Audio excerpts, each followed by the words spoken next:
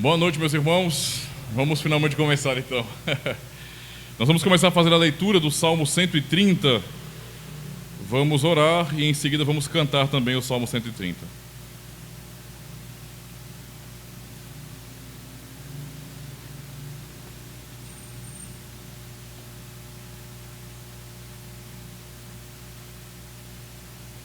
Boa noite, meu irmão. Ou good night, né? Good night. Salmo 130.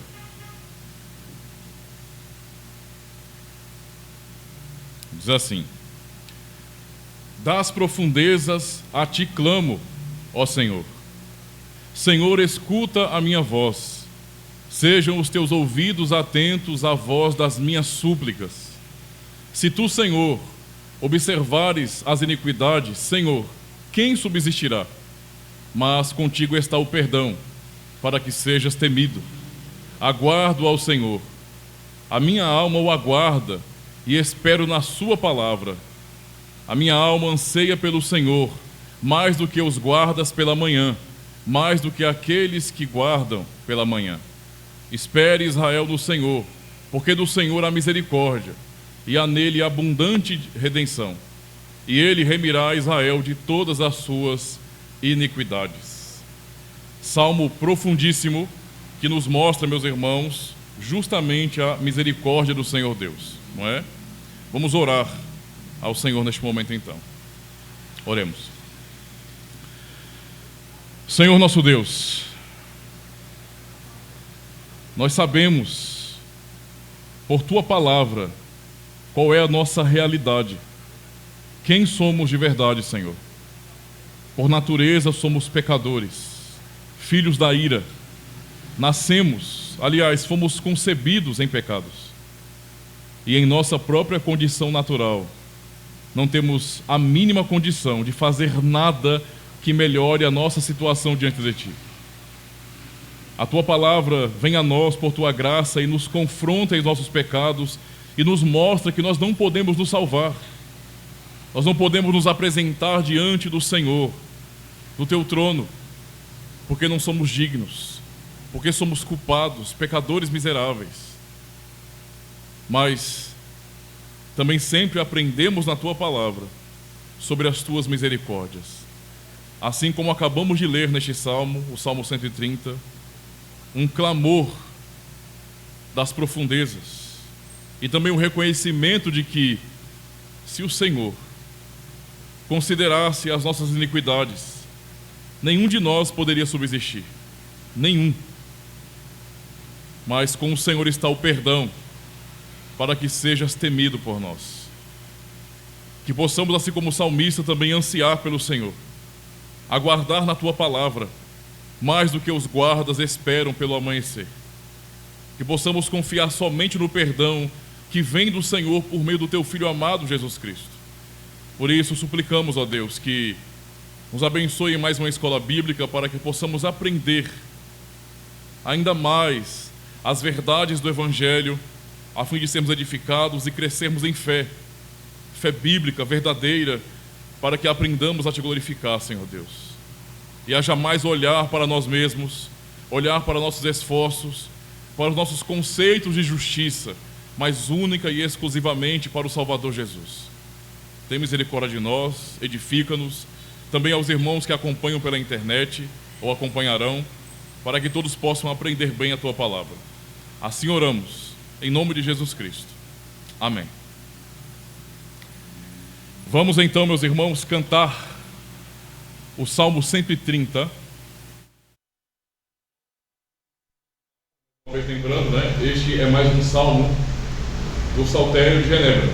Então, quando a reforma começou, um dos pontos fortes da reforma reformada, né? Você pensa na reforma luterana e a reforma reformada, que é o contexto suíço. A preocupação da reforma, então, da onde nossa tradição vem, também foi não somente em explicar a doutrina de maneira correta, bíblica, diferente da Igreja de Roma, mas também de aplicar essa mesma palavra de Deus ao culto, né? Houve uma preocupação com relação a como nós adoramos a Deus, né? E por isso também surgiu o entendimento de que nós deveríamos restaurar o cântico dos salmos da Igreja de Cristo. porque os cânticos, os salmos, no caso, são cânticos, não é, dados pelo Senhor para o seu povo. Então vamos cantar então Salmo 130.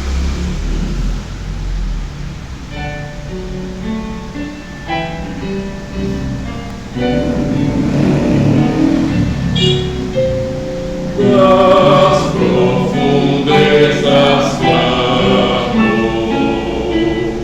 a ti, ó meu Senhor, escuta neste chamo, atende a meu clamor, inclina teu ouvido, ouve meu suplicar, fica, Senhor, atento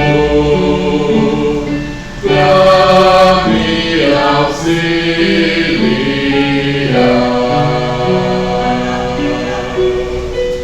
Sendo Deus te lembrares da nossa transgressão, sendo a castigares, quem viverá então? Mas seguia contigo, perdão pra nós, Senhor. Tu queres ser temido, servido com louvor. Minha alma esperando, implora teu favor, não cesso aguardando graça de ti, Senhor, mais forte que anseiam pelo amanhecer. Os guardas eu anseio pelo teu atender.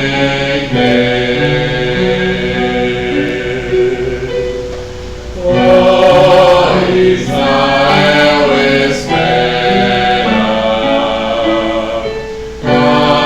apenas no Senhor. Lembrem que Ele era sempre teu Redentor.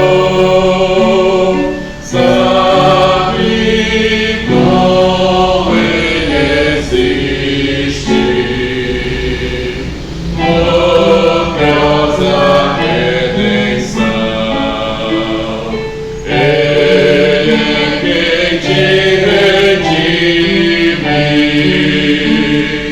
de toda transgressão.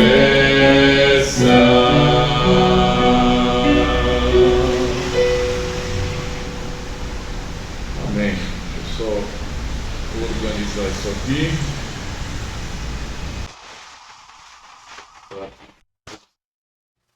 Ei.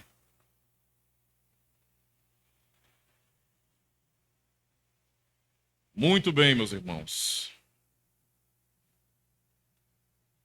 Vamos então continuar a nossa série, dessa vez sobre o assunto a respeito do que Jesus ensinou sobre o perdão, né?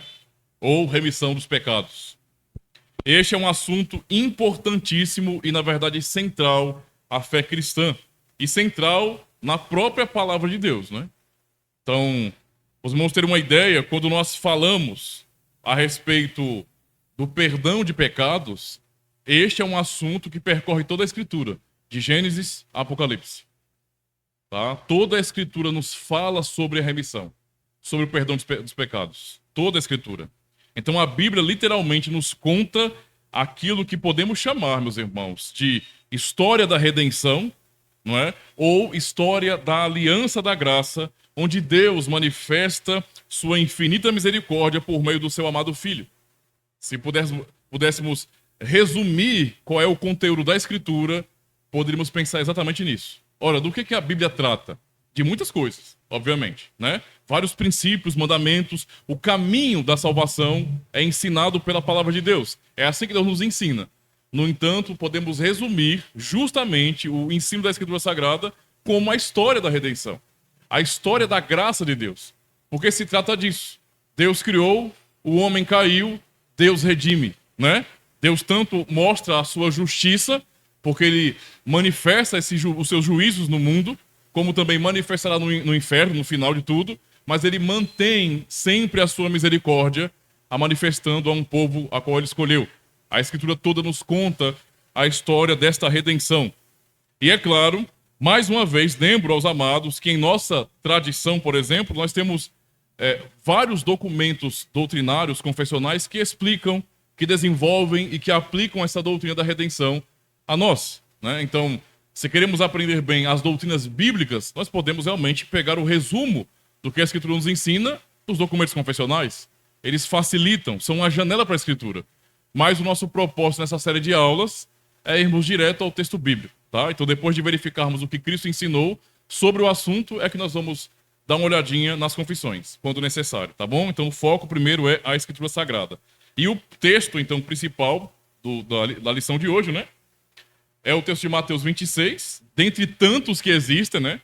Mas pegamos os evangelhos para mostrar exatamente o ensino direto do Senhor Jesus aqui.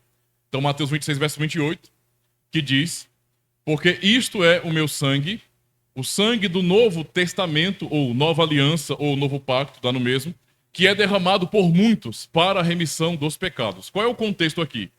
Perguntando para os irmãos, qual é o contexto dessa fala de Cristo? Vocês têm noção? Qual é o contexto dessa fala de Cristo? Eu vou dar uma dica para vocês. Todo mês nos reunimos justamente para celebrar algo. Então, né? É isso. Essas palavras são lembradas, né? Geralmente eu leio o texto de 1 Coríntios, capítulo 11, né? Mas aquele texto apenas repete essas palavras de Cristo quando ele instituiu a Santa Ceia. Então notem mais uma vez o que ele está dizendo. Porque isto é o meu sangue. O sangue do Novo Testamento. Particularmente, eu não gosto dessa... embora seja um texto da ACF, que é a tradução que eu mais simpatizo, digamos assim, mas esse trecho aí, essa palavra, na verdade, que foi traduzida aí, eu prefiro outra, né? Aqui está Novo Testamento, e está totalmente certo. A palavrinha que está por detrás do texto grego é a palavrinha diatheke. Não é diatheke. É o equivalente hebraico, berit diatheke, que é aliança, literalmente, pacto. Mas também pode ser traduzido como testamento. Então, é possível a tradução. Tá? Então não tem nada de errado aí, não. Mas eu prefiro realmente Novo Pacto ou Nova Aliança. Para mim faz mais sentido, né? Mas tudo bem, vamos respeitar os tradutores aí. Que é derramado, né? Então, o Novo Testamento que é derramado por muitos, notem bem, não por todos, por muitos. Qual o objetivo do derramamento de sangue de Cristo, segundo o que ele está dizendo? Para a remissão dos pecados. Tá? Então, Cristo está ensinando qual o propósito de sua obra, qual o objetivo de sua obra, né? Então isso realmente é muito importante, tá? Já de início, olhando para esse texto, já temos aqui princípios que nos norteiam para compreendermos o que foi a obra de Cristo e qual o seu valor e eficácia. Então este é um assunto assim pesadíssimo, importantíssimo, tá? É um assunto claro na Escritura, mas não é claro para muitas pessoas. Há pessoas que têm dificuldades com um texto como esse. Alguns vão apenas ler sem entender o que o texto está dizendo. Não é? Porque quando você lê o texto e soma com outros textos de toda a Escritura Sagrada, você nota de fato que ele foi enviado para resolver um problema que de fato ele resolveu. Cristo não veio para cumprir uma missão que foi frustrada ou pode ser frustrada pelos homens. De fato, ele derramou seu sangue para a remissão dos pecados. Então, sim, como é dito aqui, não é derramado por muitos para a remissão dos pecados, esses muitos, eles foram redimidos, tá? E, obviamente, pensando no tempo, a respeito de futuro, eles estarão sendo redimidos. Isso é inevitável, porque este foi o objetivo de Cristo. E o objetivo de Cristo, ele não pode ser frustrado. Cristo não é como nós. Eu posso fazer planos. E o que eu fizer de planos pode não dar em nada, né? Eu posso me frustrar. Mas Deus vai se frustrar nos planos dele? Nós temos que parar para pensar sobre essas coisas, irmãos. Porque às vezes parece que alguns cristãos, eles colocam o próprio ser humano na mesma altura de Deus. É como se o ser humano tivesse a caneta do destino nas mãos e ele pudesse determinar até mesmo o seu fim cósmico e direcionar o Criador. Para pensar nisso. É como se Deus tivesse criado não um ser moral, a sua imagem e semelhança, pensando no sentido de atributos, não é? Atributos comunicáveis de Deus. E para muitas pessoas, Deus criou um outro Deus, basicamente. Porque esse Deus, que é o ser humano, na mente de muitas pessoas, ele determina e o Todo-Poderoso deve seguir o curso do que o homem decide. Isso é absurdo, isso você não vai encontrar em momento nenhum na teologia bíblica. Olhar para a Escritura, ele dá contexto onde Deus se apresenta como sendo o Criador, o soberano. Só existe porque ele quer, porque ele providencia. Então, isso é um ponto muito importante já de início aqui, tá? Então, continuando. Por essas palavras, então, Jesus não apenas descreve o cálice da comunhão como um testamento ou um pacto no seu sangue, mas também nos direciona à natureza do perdão. Não é? Perdão de pecados, os pecados que foram cometidos contra Deus. Perdão que envolve a remissão de uma dívida. Não é? Colocar ele de lado como se tivesse sido plenamente pago por alguém que não pode pagar. Então, é a isso que está relacionado a questão do perdão. Jesus nos ensina a orar por essa bênção. Quando nos ensina a orar, por exemplo, né, estamos tendo pregações sobre a oração do Pai Nosso, ele ensina a orar por isso. Né? Mateus 6,12, perdoa as nossas dívidas. Né? Assim como nós perdoamos aos nossos devedores, mas perdoa as nossas dívidas. Ele nos ensina a orar. Isso é bem curioso, porque eu lembro de um texto que eu já li há muito tempo, de um pastor reformado. Ele fez um artigo, escreveu um artigo sobre isso, a importância de continuarmos pedindo perdão a Deus. E ele relata de que uma das pessoas da família, também cristã, porém de uma outra denominação, na hora que ele orou assim, né, ela depois foi conversar com ele e disse que não precisava mais fazer isso. Não precisava mais pedir perdão a Deus. Porque Cristo já morreu e, portanto, já fomos perdoados. Então, você não precisa mais pedir perdão. Só que esse raciocínio, embora pareça lógico, né, ele não está de acordo com a Escritura. O próprio Cristo, que perdoa nossas dívidas, nos ordena e nos ensina a continuarmos pedindo a Deus, o Pai, que nos perdoe. Porque, embora tenhamos sido perdoados e, portanto, somos livres pela fé da condenação do inferno, nós ainda somos pecadores. Nós ainda cometemos infrações, né? Nós ainda continuamos pecando contra o Senhor. E a nossa consciência é muito viva com relação a isso. Todos nós temos a consciência ferida por causa dos pecados. Nenhum de nós pode chegar aqui e dizer bem assim, não, pastor, minha mente é totalmente limpa de pecado. Não, nada, nenhuma tentação chega ao meu coração, né? Eu nem tenho uma tendência para nada.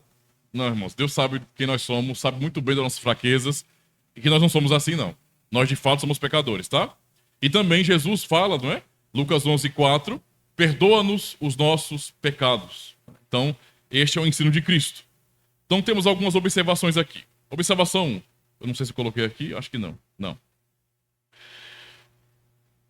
Perdão, observem bem, sempre se refere a algo que não podemos pagar. Quando a Bíblia fala de perdão, isso sempre está relacionado ao pecado, tá? Sempre perdão nessa relação entre nós e Deus.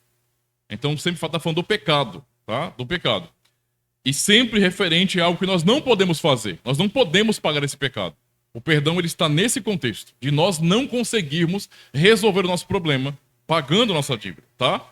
Se pudéssemos pagar a dívida que temos com Deus, então não seria necessário, não é, perdão.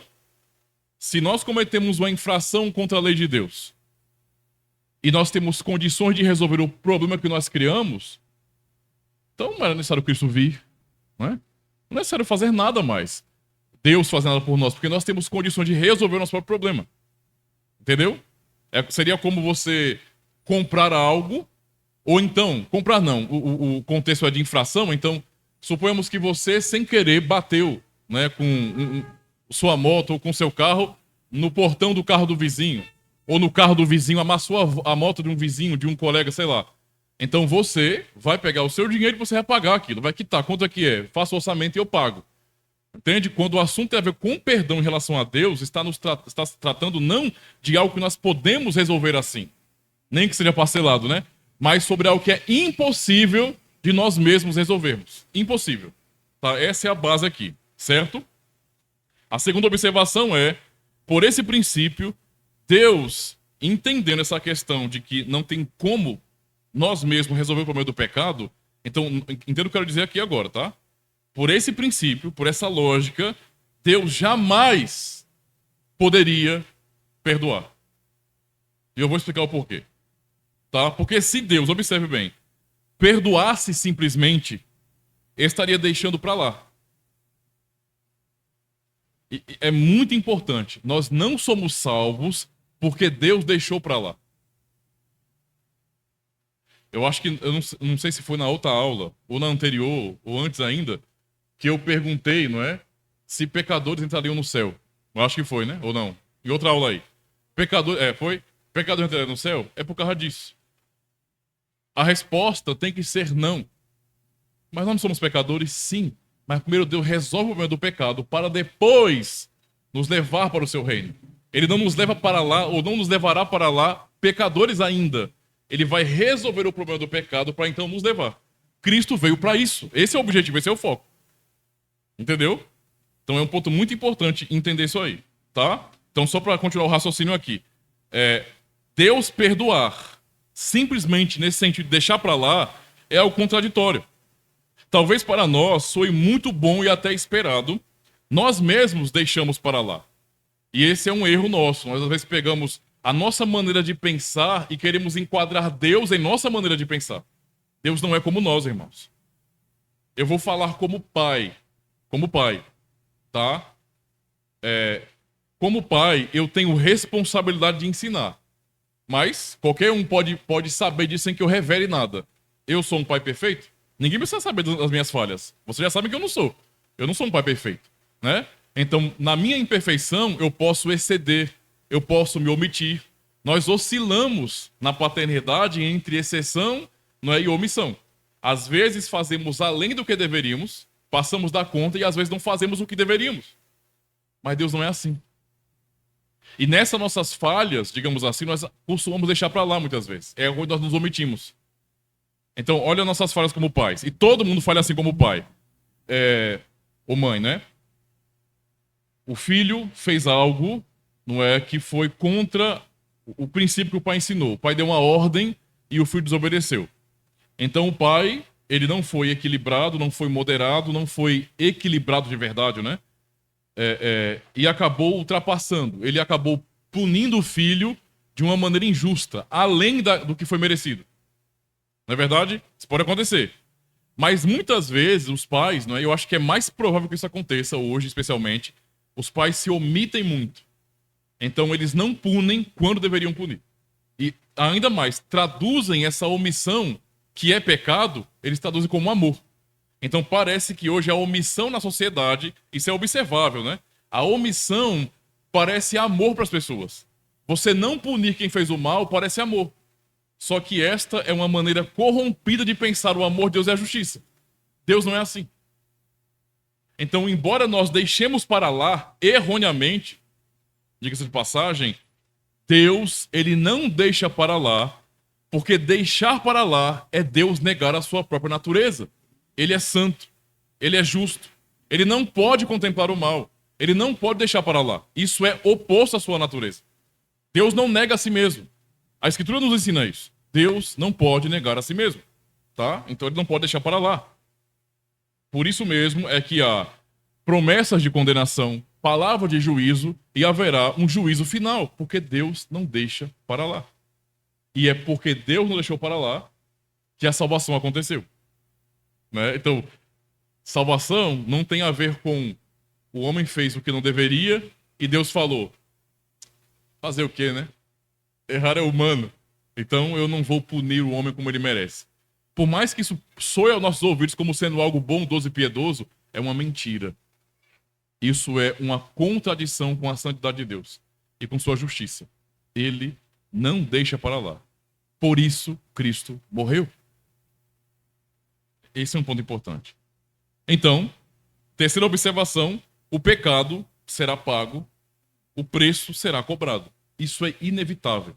Não existe um cenário, uma possibilidade onde o pecado não será punido. Não existe. Tá? Porque Deus é justo. Ele é santo. Notem como essa é uma mensagem que a Bíblia ensina. Jesus ensina muito sobre o inferno, sobre condenação, né? Sobre o juízo. Demais. Né? Mais do que as pessoas hoje cristãs gostam de saber, de ouvir. As pessoas, elas criaram um Jesus pop, né? Um Jesus que combina com a mentalidade delas progressista. Jesus não é o que as pessoas acham hoje, não. Ele é justo e ele virá para julgar. Tá? Então presta atenção nisso. Então, se é assim, se o pecado vai ser cobrado, só restam dois caminhos aqui. Ou nós mesmos vamos pagar por esse pecado, por nosso pecado, ou então outro o fará por nós. Só tem essa possibilidade. Tá bom? Depois vamos falar mais sobre isso. Vou continuar aqui no raciocínio. Então, pecado, meus irmãos, é a violação da vontade santa de Deus. Só para ter uma definição simples.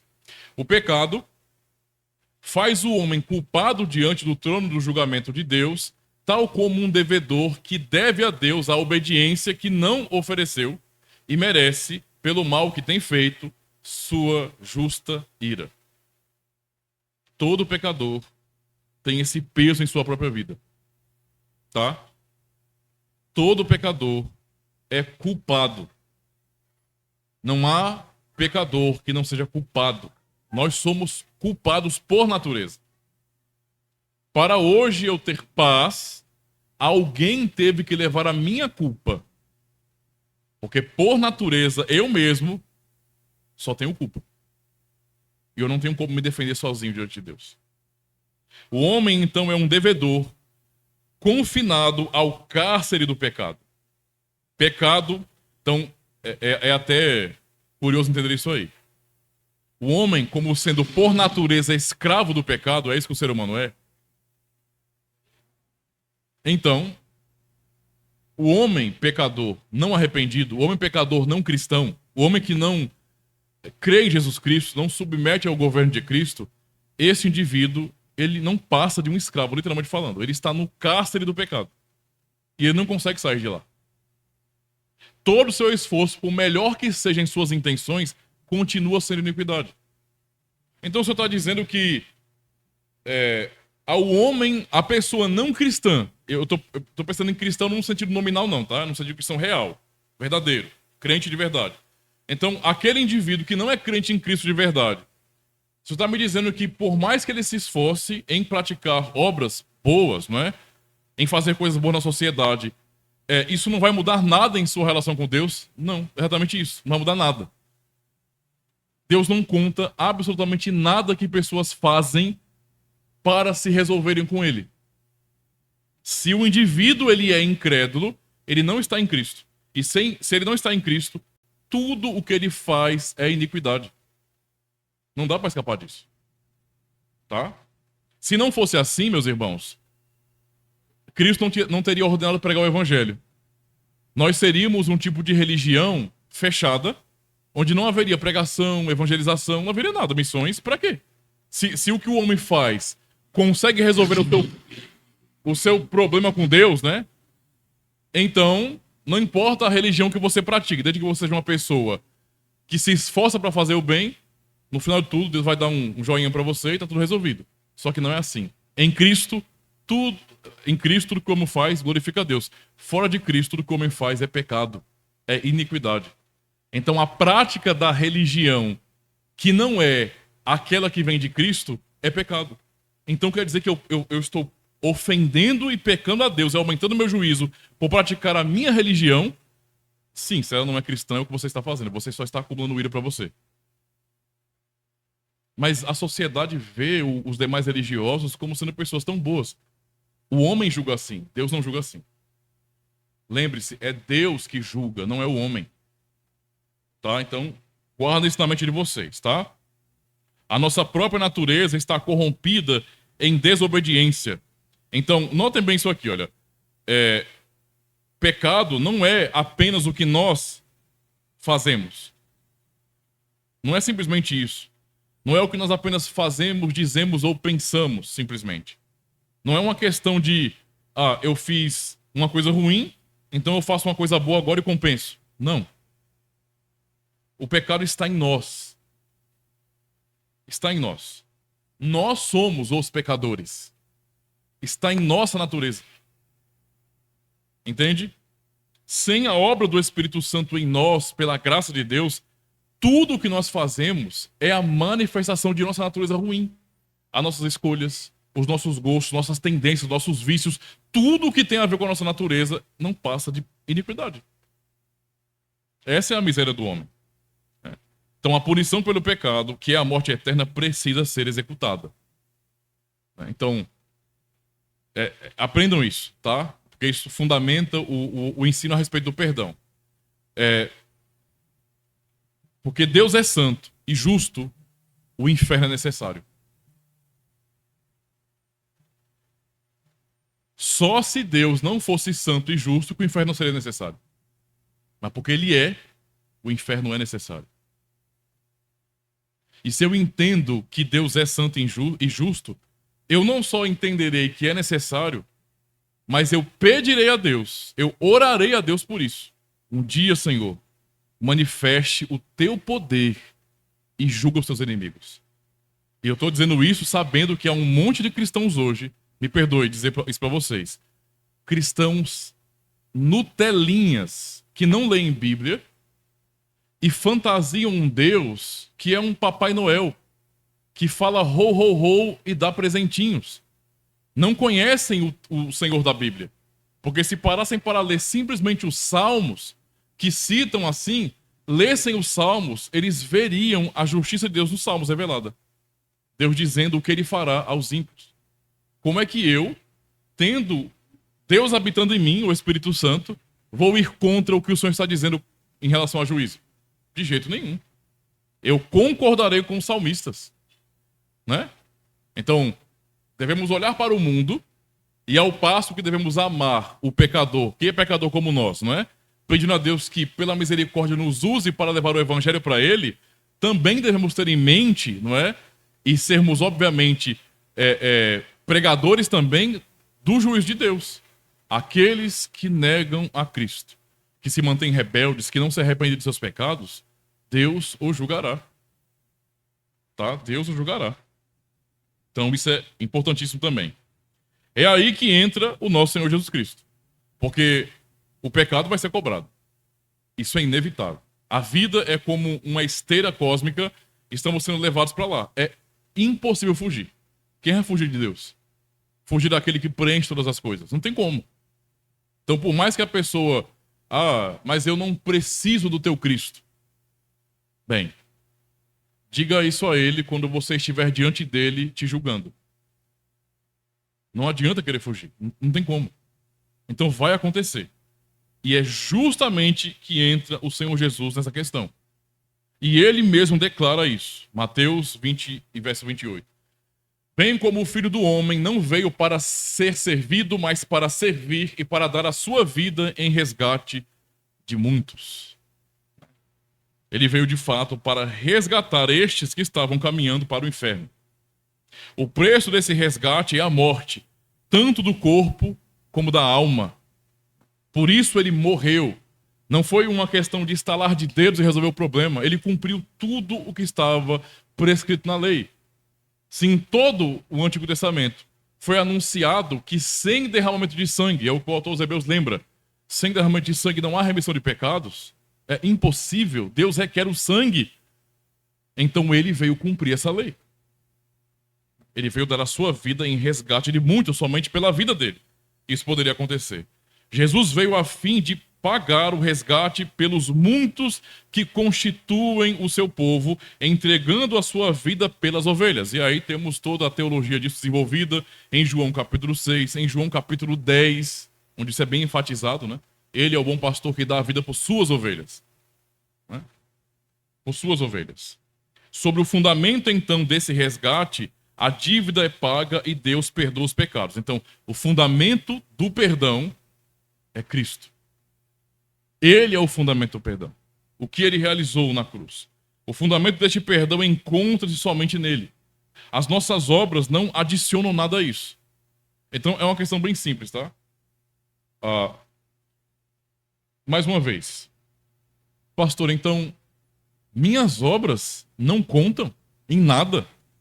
Nem que seja um pouquinho. Nem que seja para Deus dar um tapinha nas minhas costas e falar bem assim: muito bem, meu filho. Você é um filho muito fiel. Não.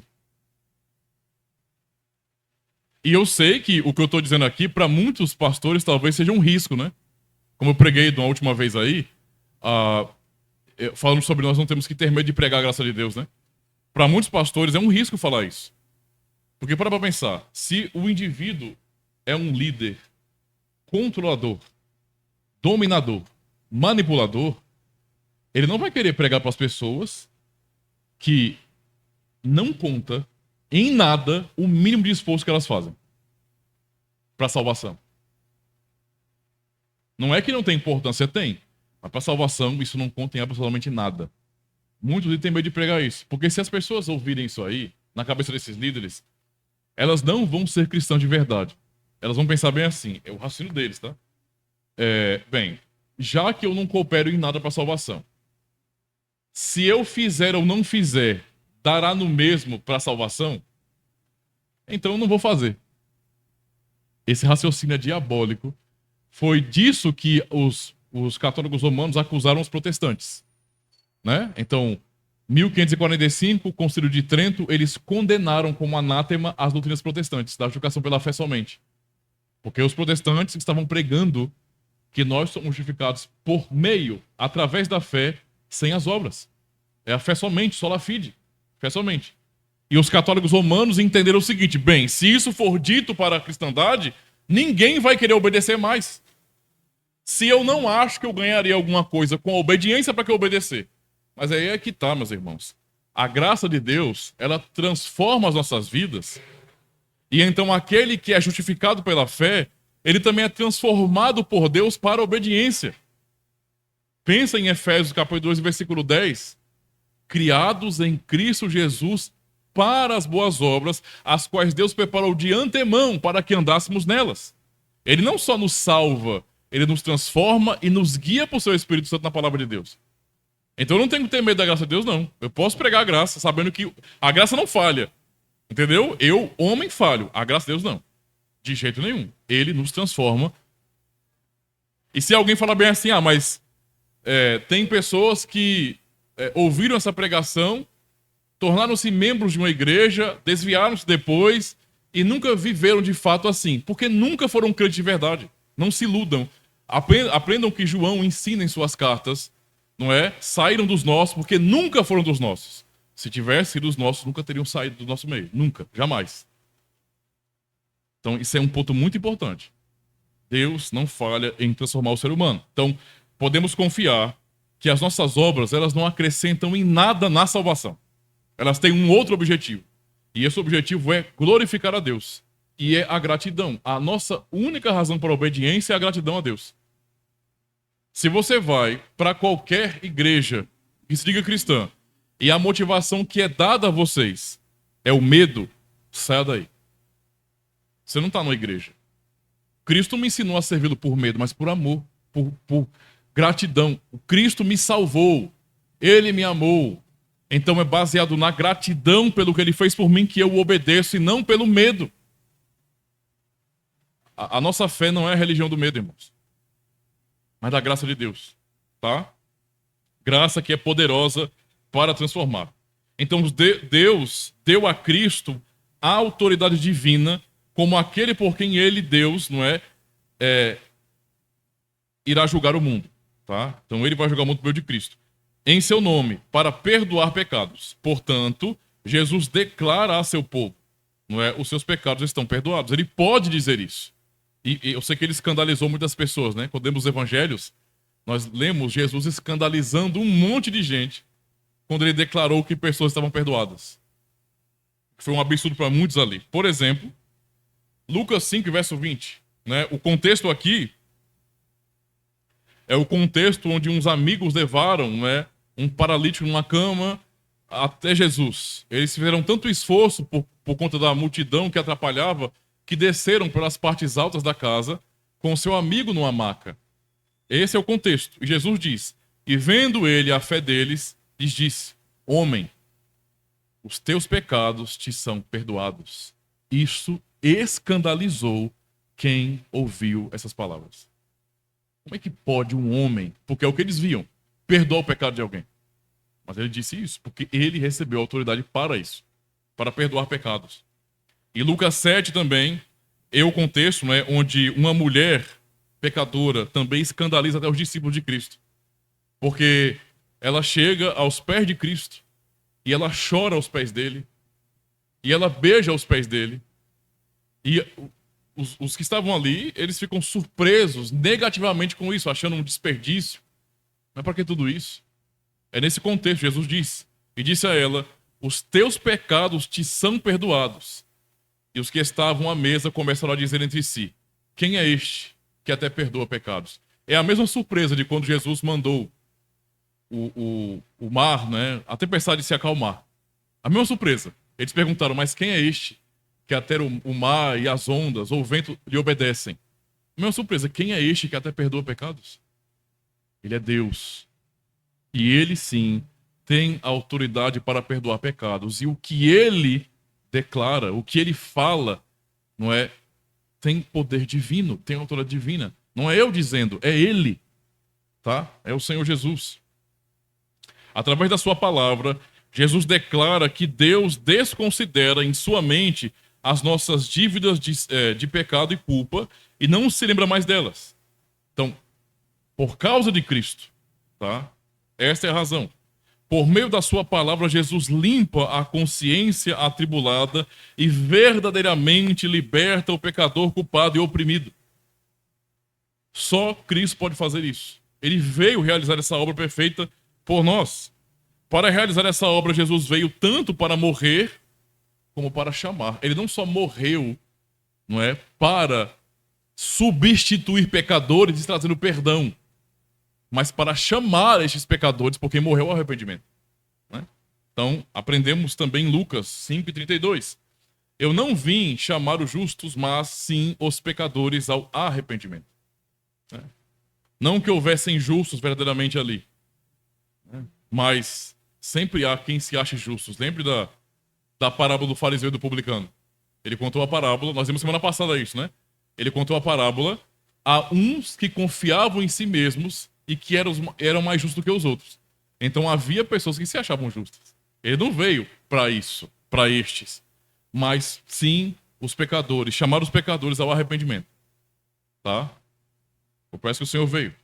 Arrependimento, então, sofrimento pelo pecado, sua confissão são os meios pelos quais Deus em Cristo concede essa bênção. Ouçam bem, nós não somos perdoados porque nos arrependemos ou cremos. Como é que isso soa para vocês? Porque nós falamos o tempo todo de arrependimento. E temos que nos arrepender. Mas ouvi ao mesmo tempo que nós não somos perdoados porque nos arrependemos ou cremos. O que essa frase quer dizer, irmãos? O objetivo aqui da frase, da lição, é simplesmente esse. É ensinar que o perdão de nossos pecados não tem nada a ver com nada em nós mesmos. Se o perdão dos pecados dependesse tão somente de nossa ação ou atitude de se arrepender, então nós poderíamos dizer que nós ganhamos esse perdão. De alguma maneira nós trabalhamos, nós escavamos, nós alcançamos o perdão de Deus. Então, nesse sentido, estaria em nós a razão para o perdão. Por que Deus me perdoou? Porque eu me arrependi. Só que essa conta na Bíblia não fecha. Não é porque nós nos arrependemos ou cremos que Deus nos perdoa. Tá? Mas através desses meios. Então, perdão ou arrependimento e fé são meios, tá? No caso, são meios pelos quais Deus nos perdoa, nesse sentido. Porque Cristo suscita a fé e arrependimento pelo poder da sua palavra a seu povo. Então, eu não posso atribuir a mim a razão do perdão que eu recebi. É errado eu, como cristão, dizer assim: Deus me perdoou porque eu me arrependi. Parece lógico, mas não é bíblico. Porque se fosse assim, então, mais uma vez, a razão última para eu ser perdoado seria o fato de que eu me arrependi, logo a causa está em mim. Só que aprendemos na palavra do Senhor Deus que, na verdade, não é? O Senhor providencia arrependimento para o seu povo, tá? Então, ele conduz, ele chama pecadores ao arrependimento. E esse chamado, ele é um chamado eficaz. Ele chama pecadores ao arrependimento e, de fato, ele confere arrependimento a tais pecadores. A graça do Senhor Deus, ela é completa. Não é só uma declaração para nós. De fato, ele opera arrependimento. Então, o pecador, pela ação divina, o pecador vem a Cristo. A causa está nele, então, não em nós. A causa está na graça, na misericórdia, não em nós. Não é então porque nós nos arrependemos que ele nos perdoa, mas é porque ele nos concede arrependimento que nos arrependemos. E então somos perdoados. A razão é ele. Vem da graça dele. Tá? Lembra do que nós cantamos no Salmo 130? Não é? Como lemos e cantamos? Se o Senhor considerar as iniquidades, quem subsistirá? Uma pergunta retórica. Ninguém, obviamente. Mas contigo está o perdão para que te temam, para que o Senhor seja temido. Porque o perdão vem dele, procede dele, é dom do Senhor. Tá? E então o pecador vem a Cristo. Para os cansados e sobrecarregados, ele diz: eu lhes darei descanso, como conhecemos Mateus 11, 28. Ele anuncia esse chamado aos perdoados, no caso, pela pregação do Evangelho. Faz parte do propósito da sua obra que em seu nome seriam pregado o arrependimento para perdão de pecados a todas as nações. Por sua graça irresistível, suas ovelhas, em sofrimento pelos seus pecados, ouvem a sua voz através da pregação da palavra, e então, sim, seus pecados são perdoados. Pela fé que lhes foi dada, eles foram salvos. E eles podem ir em paz. Tudo está vindo de Deus, nunca do homem. O texto principal que lemos sobre Jesus declarando, o que ele veio fazer, derramar o seu sangue, meus irmãos, sangue da nova aliança, está no contexto, como já aprendemos lá no início, da instituição da Santa Ceia. Ele usa a Páscoa, sacrifício, sangue da aliança, e institui a Santa Ceia no lugar da Páscoa, deixando claro que sua obra foi para confirmar essa nova aliança.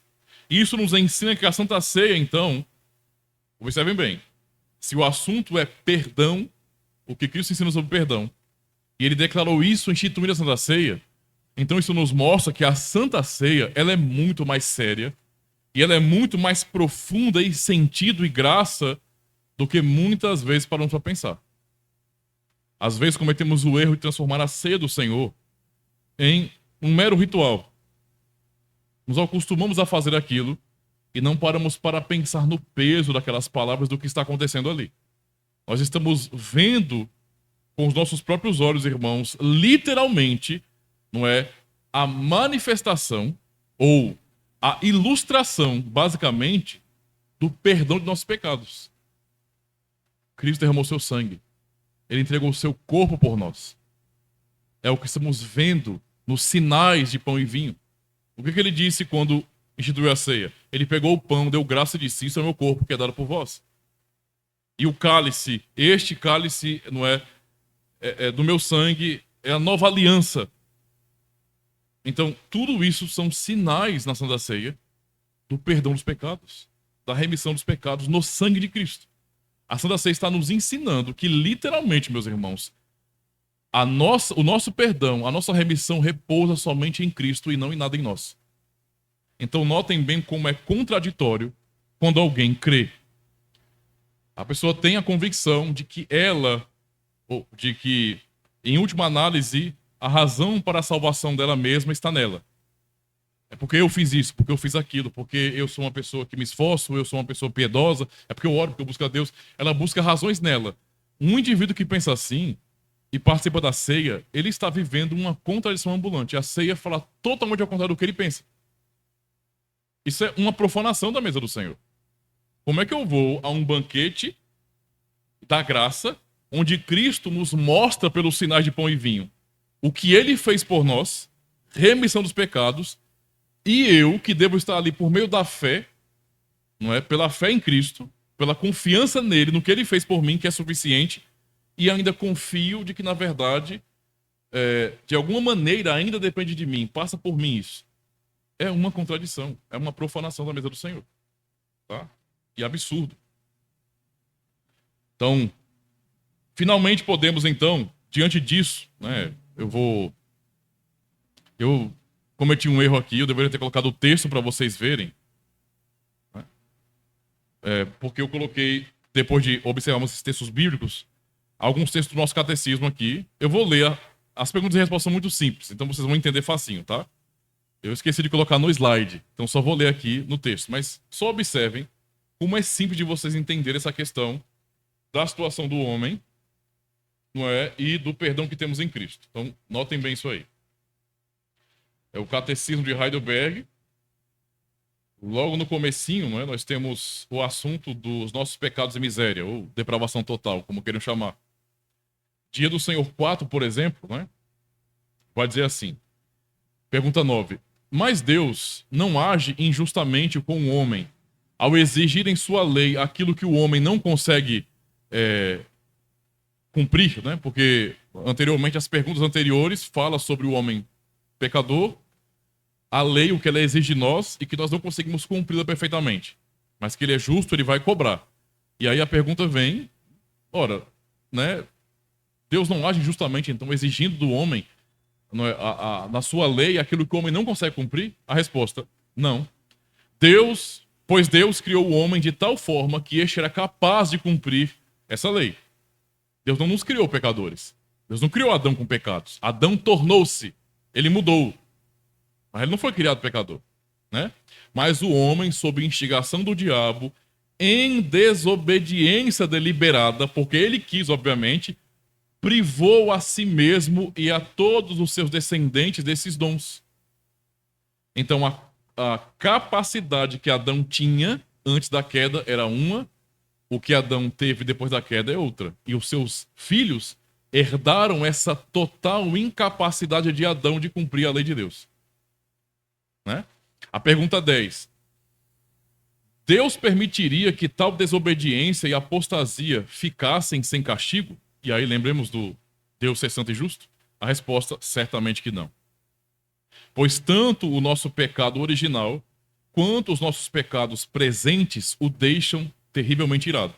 Por que isso é importante pensar, meus irmãos? Porque na queda, houve mudança. Em quem? Em que houve mudança na queda? Aconteceu a queda, lá no Éden. Em quem houve mudança por conta da queda?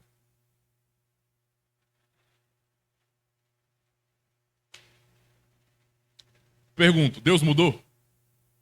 Então quem mudou? Exatamente, nós mudamos. Deus continua sendo o mesmo.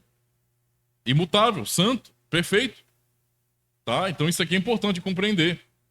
Ou seja, do mesmo jeito que era antes, hoje, não é? Ele continua se irando contra o pecado.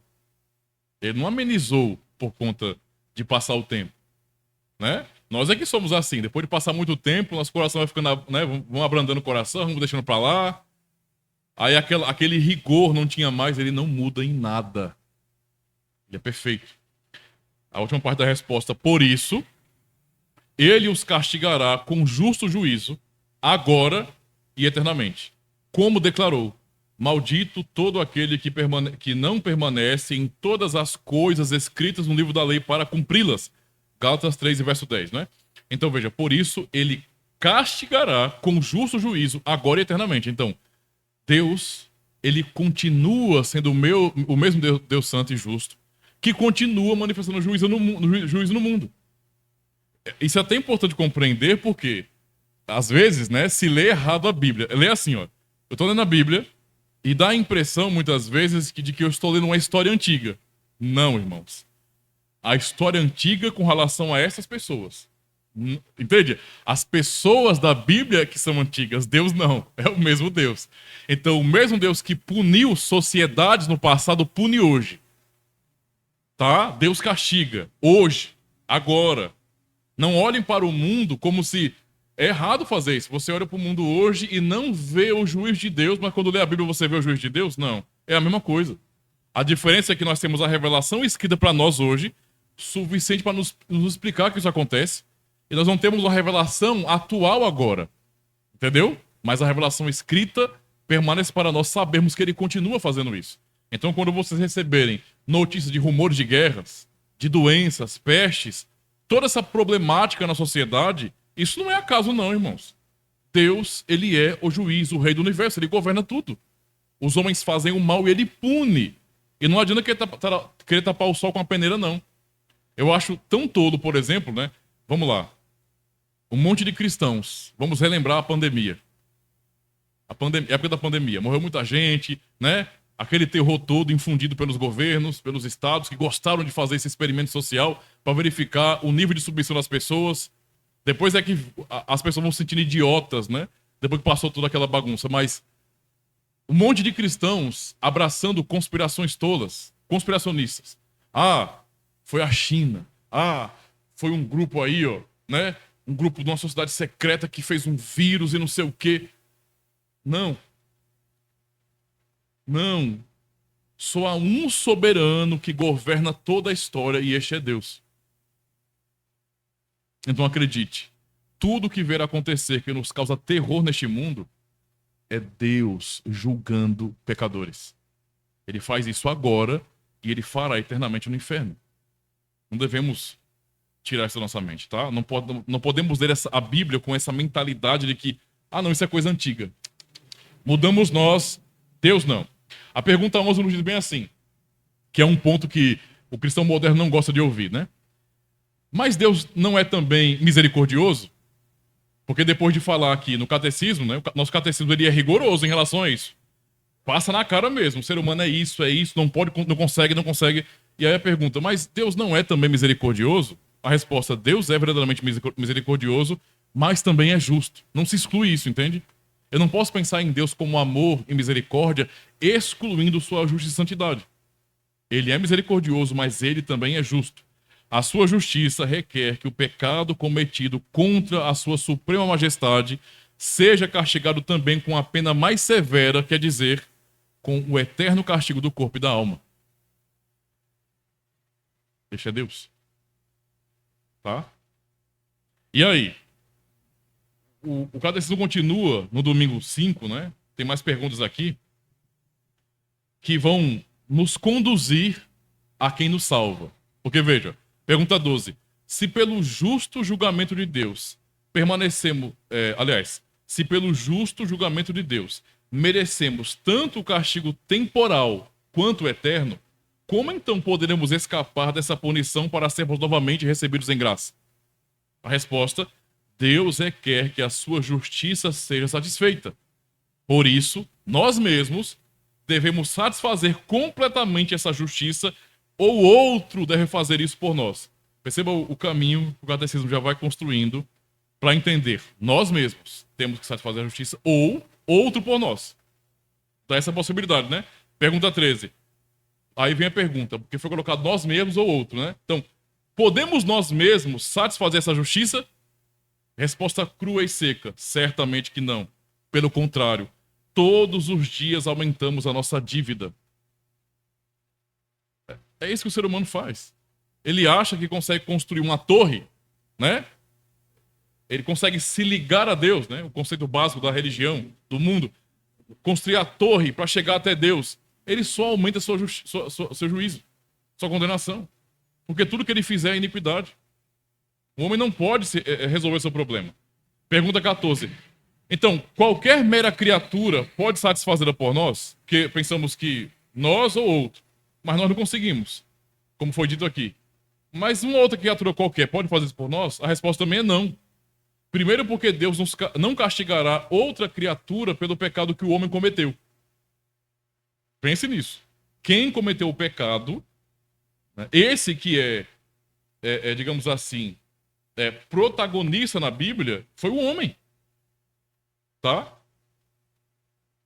Segundo, porque nenhuma mera criatura pode suportar o peso da ira eterna de Deus contra o pecado, nem libertar outros dessa ira. Então, sinto muito para quem pensa num Papa da vida, para quem pensa em Maria, ou na intenção de todos os demais santos.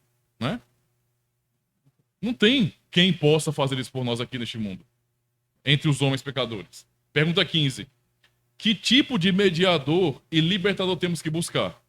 E a resposta, alguém que seja homem verdadeiro e justo, e mais poderoso que todas as criaturas, isto é, alguém que seja ao mesmo tempo Deus verdadeiro. Percebe? Vai te levando logicamente à resposta. Porque quem é que pode se encaixar nessa descrição? O dia do Senhor 6, pergunta 16.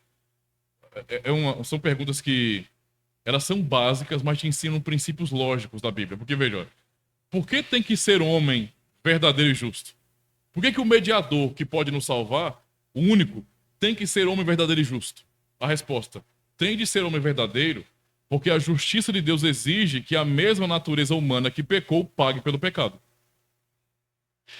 Tem de ser homem justo porque alguém que por natureza já é pecador não pode pagar pelo pecado dos outros. Tá? Então, aqui eu entendo o porquê que o mediador tem que ser homem de verdade. Ele não pode ser alguma coisa parecida com um homem. Ele tem que ser um homem como nós. A nossa natureza de verdade. E agora a pergunta 17.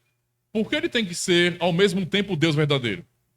E a resposta, ele tem de ser Deus verdadeiro para que, pelo poder da sua natureza divina, possa suportar em sua natureza humana o peso da ira de Deus e conquistar e restituir para nós a justiça e a vida.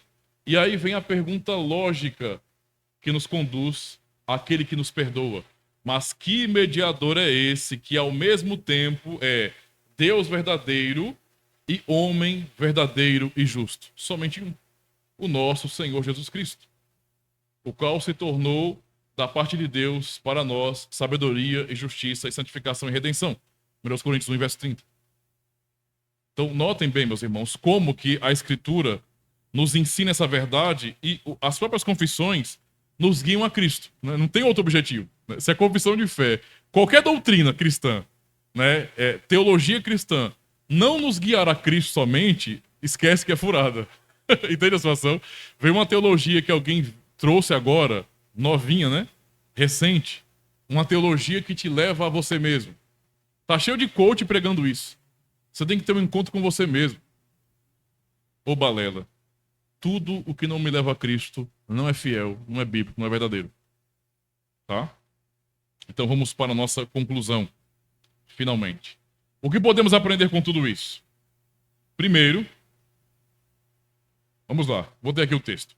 Que o perdão dos pecados está fundamentado totalmente na obra de Cristo, ou no próprio Senhor Jesus Cristo. E o verso 28 de Mateus 26, nós já lemos. Porque isto é o meu sangue, o sangue do Novo Testamento, que é derramado por muitos para remissão dos pecados. Em segundo lugar, não somos perdoados porque nos arrependemos, mas porque Cristo morreu por nós e nos chamou ao arrependimento, bem como nos concedeu o arrependimento. Então, o que a Bíblia está dizendo aí? Atos 11 e 18. O contexto aí é os discípulos todos, os apóstolos, os demais ali, surpresos pelas notícias do campo missionário, de que Deus estava fazendo com os gentios aquilo que havia feito com os judeus também. Eles surpresos por conta disso. Então é dito, e ouvindo estas coisas, apaziguaram-se e glorificaram a Deus, dizendo, na verdade, até aos gentios deu Deus o arrependimento para a vida. Se há arrependimento, é porque Deus concedeu isso. Olha como isso é importante, né? Até nos ensina que se você ama alguém e quer ver essa pessoa na igreja, um exemplo, né? Deus é que tem o controle disso. Mas a sua ação de responsabilidade é verdadeira. Então, se você ama alguém, amigo, parente, não importa quem seja, conhecido seu, aprenda a entender isso aí. Você deve orar mais a Deus por essa pessoa do que ficar importunando ela. Pregue o evangelho, testemunhe com a sua vida, mas não ache que porque você fala demais você vai convencer alguém, não. Ficar com ladainha no ouvido da pessoa. Direto. A pessoa não vai ser convertida porque você está falando demais. Nem orações servem para isso. Você ficar falando. Não vai adiantar nada, irmãos. Nós temos que orar mais a Deus, porque é Ele que gosta de arrependimento. Então, nossa oração por aqueles que estão lá fora deve ser, Senhor, tanto quando eu converso, tanto quando eu convido para um culto, por exemplo, Senhor, concede arrependimento. Concede arrependimento ao pecador, trabalha no coração do pecador. É isso que devemos fazer. O outro texto ainda diz também, o texto nós já lemos, né? E cantamos: se tu, Senhor, observares as iniquidades, Senhor, quem subsistirá? Mas contigo está o perdão para que sejas temido. Ou seja, meus irmãos, o perdão está com o Senhor e Ele enviou o perdão para nós na pessoa do seu Filho Jesus Cristo. O que aprendemos com Cristo é que o perdão está, de fato, com Ele. Está nele. Ele nos perdoa. Não é? E aprendemos também que o Senhor Deus, apesar de ser santo, todo-poderoso e justo, Ele resolveu perdoar. Toda a causa está nele. Ele quis. Aprove a Deus ter misericórdia de nós. Há muitos anos, muitas décadas, na verdade, né? Não faz tanto tempo assim, poucos séculos, na verdade. Um pregador nos Estados Unidos, não é? Um homem muito usado por Deus na época, ele pregou uma série de sermões, e um sermão em particular causou um rebuliço na cidade na época. A cidade era Princeton, Estados Unidos. O sermão dele é bem conhecido, que ele pregou. E ele não pregou esse sermão como alguns pregadores modernos fazem, se exaltando, gritando, berrando, tentando ganhar o povo no grito. Foi uma coisa simples. Ele era um cristão reformado congregacional e ele pregou um sermão com o título Pecadores nas mãos de um Deus irado. Este foi o homem chamado Jonathan Edwards. Pelo que lemos dele, foi um homem muito capaz, Deus deu muitos dons àquele homem, muito inteligente, e ele pregou um sermão de maneira simples, mas expondo os textos da palavra de Deus. O texto da lei, na verdade. E o que aconteceu naquele contexto foi uma coisa assim que só Deus pode operar. Pessoas se arrependendo de verdade. É claro que as descrições, se vocês forem ler sobre esse episódio, elas são um pouco fantásticas, porque você lê sobre pessoas que estavam tão apavoradas, com medo do chão engoli-las. Gente se agarrando às pilastras da igreja com medo de serem levados para o inferno, porque o que aquele homem pregou foi simplesmente a verdade. Quem nós somos? Ele deu esse tipo de exemplo. Nós somos como um inseto. Imagine você segurar um inseto. Você tem uma vela acesa e você segura o inseto logo acima da chama. Do que aquele inseto depende? De você. Se você quiser demonstrar misericórdia, você tirará o inseto da chama. Mas se você não quiser fazer isso, ele queimará. O inseto não pode salvar a si. Somente você tem o poder de usar de misericórdia. Bem, ele ensinou isso a respeito da nossa situação diante de Deus. Meus irmãos, nós somos perdoados, porque assim aprove a Deus. Cristo é a manifestação desse perdão. Ele é a prova cabal de que aprove a Deus nos salvar. Então seja grato pelo perdão de Deus. Se você crê em Jesus Cristo, se você confia em Cristo, tudo isso vem de Deus para você. É o dom dele para a sua vida. Sinta-se aliviado por isso. Você sabe, você crê que Cristo te perdoou, sinta alívio por isso. Obrigado, Senhor, porque quem sou eu, se não como esse inseto? Eu fui perdoado porque o Senhor quis me perdoar, não por nada em mim. Então deve ser essa a nossa consciência, de que Deus é bom. Amém? Vamos orar e em seguida vamos cantar o hino. Grande é o Senhor, né? Oremos. Senhor, mais uma vez, Pai Santo, nós oramos e queremos, diante da Tua palavra que ouvimos, desta lição preciosa que aprendemos hoje, te louvar de todo o coração. Porque só estamos aqui por Tua providência e graça, só conhecemos o Teu Filho Jesus Cristo como nosso Salvador e cremos nele porque o Senhor o revelou a nós.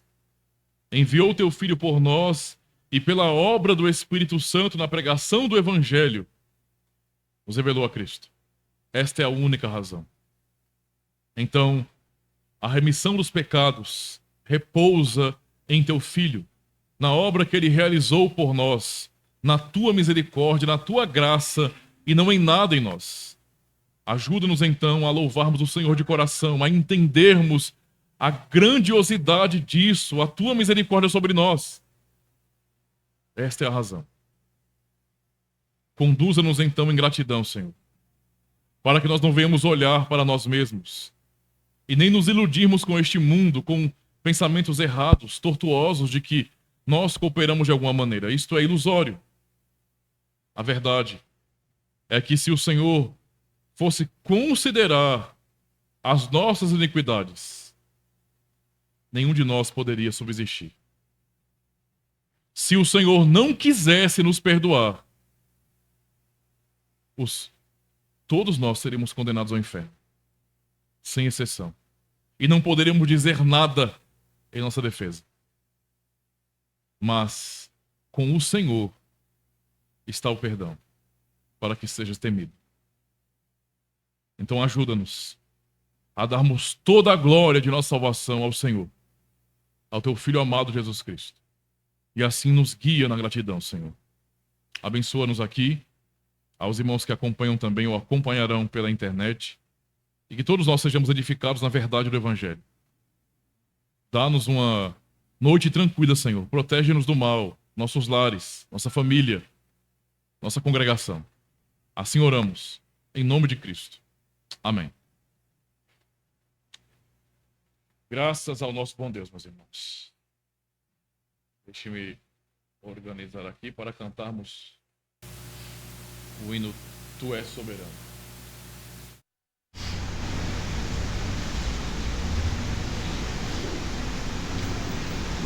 Tu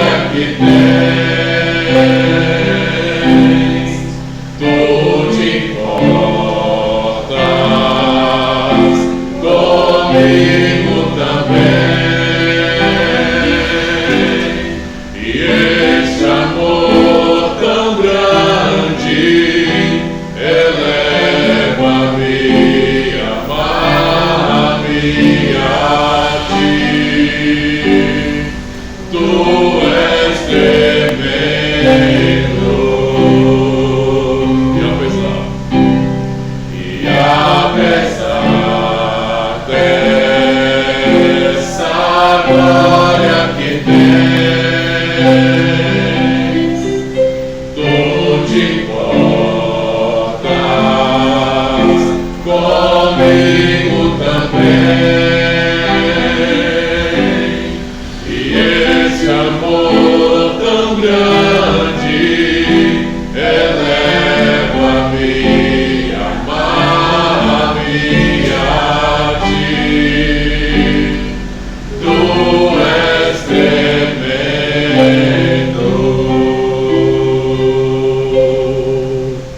Meus irmãos, que possamos, assim como no Salmo 124, né, onde é confessado: se não fosse o Senhor que esteve ao nosso lado, Israel que o diga, se não fosse o Senhor que esteve e está ao nosso lado, há muito teríamos sido engolidos, destruídos pelos homens, por tudo. Dependemos da misericórdia de Deus.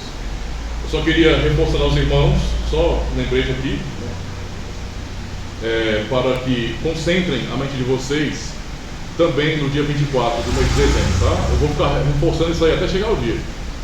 Então pessoas que vocês têm em mente, né? Talvez, ou que vocês já convidaram, ou que nunca convidaram para a igreja, vão pensando, vão orando, né, por essas pessoas também, para convidá-los para esse dia 24, né? Porque será uma noite de louvor pelo nascimento de Cristo, né? Então, teremos leituras da palavra de Deus, leituras, né, sobre essa obra do nascimento de Cristo, da promessa. Então leremos o Antigo Testamento, o Novo Testamento, cantaremos hinos próprios para isso e também estarei fazendo uma breve pregação, para ser bem simples, né, bem objetivo, porque já vai ser lida a Bíblia, né, em abundância. Então vai ser uma pregação mais uma reflexão objetiva, né, simples, básica, mas o objetivo realmente é estarmos juntos para celebrarmos a Deus, né, por ter enviado o seu Filho por nós.